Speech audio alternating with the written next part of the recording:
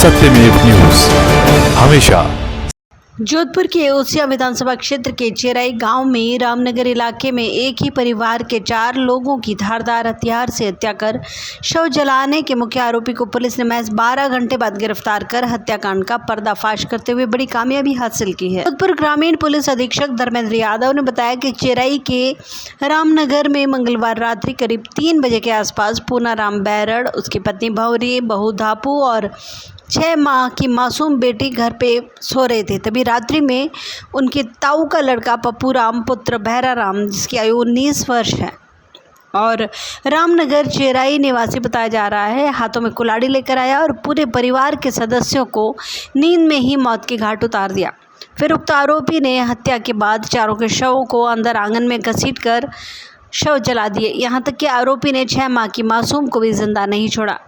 वहीं police forensic report के बाद पूरे हत्याकांड की गहनता से जांच की जा रही है। पुलिस को इस घटना में आरोपी के साथ और भी लोगों के शामिल होने का अंदेशा है। पुलिस के अनुसार सामूहिक हत्याकांड की वजह जमीनी विवाद और आपसी रंजिश बताई जा रही है।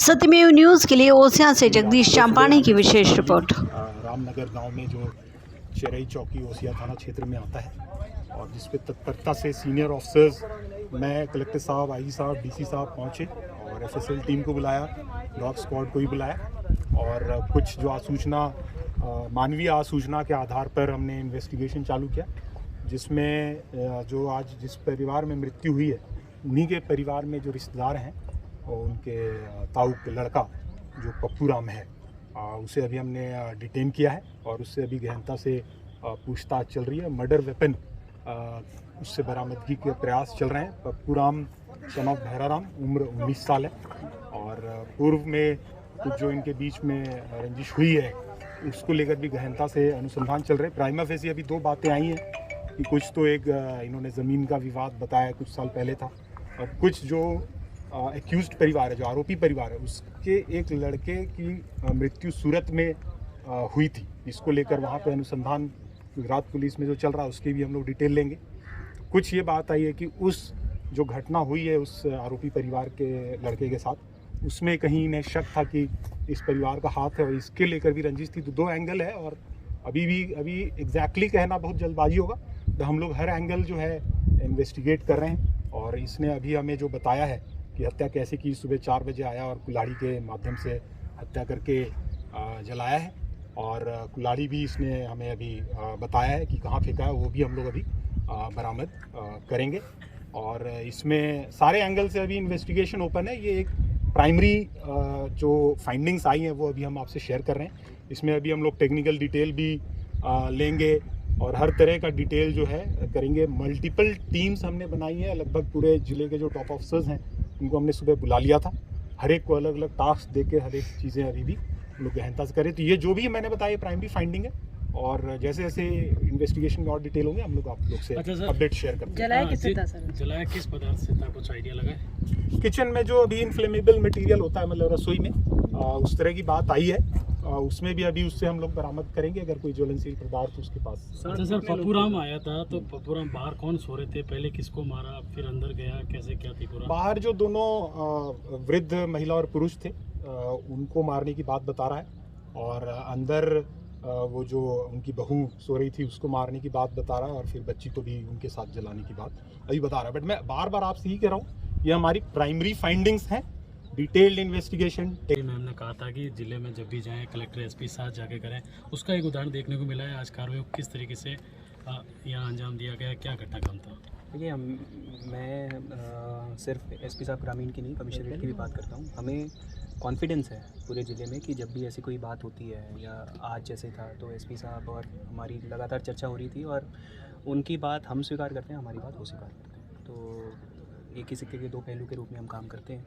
तो उसी एवज में जहाँ जहाँ प्रशासन की रिक्वायरमेंट थी, आवश्यकता थी, वहाँ पे हमने सहयोग करा और मैं आपके माध्यम से एसपी साहब को धन्यवाद दूंगा कि इतनी जल्दी ये जो निर्मम जो घटना है इसका खुलासा करा है।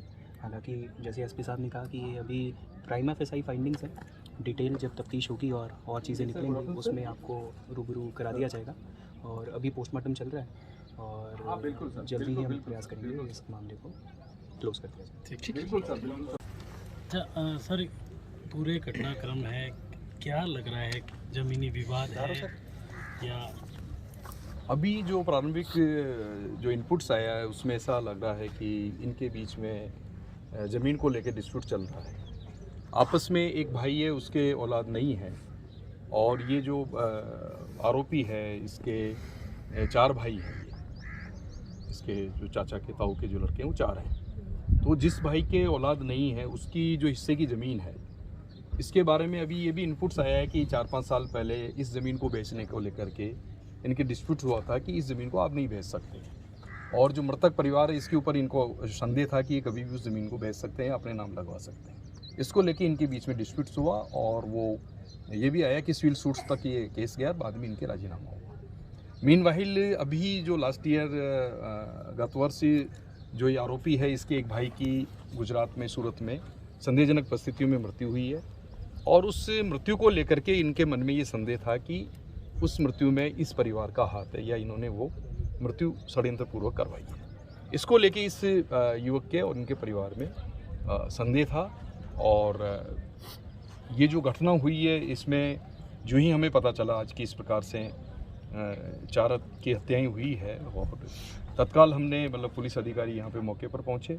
हमारी जो साइंटिफिक टीम है, FSL की टीम है, हमारी डॉग स्क्वाड है, सबको तत्काल यहाँ पे भेजा गया। हमारे SP साहब और चुनिंदा जो पुलिस ऑफिसर हैं वो तत्काल मौके पर पहुँचे, और हमने कड़ी से कड़ी जोड़ने का काम अभी हमारा चल रहा है, और ये केस बिल्कुल क्रिस्टल क्लियर है, पर्दाफाश हो गया है लगभग। और अब ये है कि इस घटनाक्रम में जो भी लिप्त लोग हैं उनकी कड़ियाँ जोड़ करके साइंटिफिक एविडेंस के आधार पर आगे बढ़ रहे हैं। अच्छा सर, पप्पूराम आया था रात को, कुल्हाड़ी से हमला किया, क्या कुछ उस समय उनसे कोई कहा सुनी या कुछ झगड़ा कुछ ऐसा हुआ था? प्राइमा फेसी अभी ऐसी चीज़ वो अभी सामने नहीं आई है। कुछ खरोंच सर उसके बॉडी पे, उसका एनालिसिस हम लोग करेंगे। कुछ खरोंच उसके बॉडी पे आया, देखेंगे पहले का है कि घटना के समय का है। एनालिसिस करेंगे उसका कि किस प्रकार से इस षड्यंत्र में और कौन कौन लोग शामिल हैं, और किस प्रकार से प्लान करके इन्होंने किया है। ये इन्वेस्टिगेशन का अभी मुद्दा है जो गहनता से चल रहा है। लेकिन मैं ये कहना चाहता हूँ कि पुलिस के पास जो ही इतला मिली, पुलिस ने हमारा जो रेस्पॉन्स टाइम है उसको क्विक से क्विक रेस्पॉन्स करते हुए वरिष्ठ अधिकारीगण मौके पे पहुँचे हैं। साइंटिफिक इन्वेस्टिगेशन एक सबसे बड़ी कड़ी होती है, उसके लिए हमने हमारी FSL की टीम और हमारा डॉग स्क्वाड तत्काल यहाँ पे मुँह करवा के यहाँ पे पहुँचा है। सभी हमारे चुनिंदा पुलिस ऑफिसर हैं जो कि इन्वेस्टिगेशन का अच्छा अनुभव रखते हैं, उनको सबको इसमें साथ में लगाया है, और जिला प्रशासन की तरफ से भी वरिष्ठ अधिकारी यहाँ पर पधारे हैं। जिला कलेक्टर तत्काल यहाँ पे पहुँचे हैं, और डिविजनल कमिश्नर साहब भी यहाँ पहुँचे हैं, और अब हमारी यही अपील है कि पुलिस अपना काम कर रही है, और कानून व्यवस्था बनाए रखने में पुलिस का सहयोग करें। अनावश्यक जो भ्रम फैलाया जा रहा है या जो लोगों को उकसाने का काम किया जा रहा है वो नहीं होना चाहिए, शांति व्यवस्था में सहयोग करना चाहिए। Thank you. Latest news YouTube पर देखने के लिए सब्सक्राइब करें सत्यमेव न्यूज और प्रेस करें यहां बने बेल आइकन को, ताकि आप हमेशा हमारे हर वीडियो से अपडेट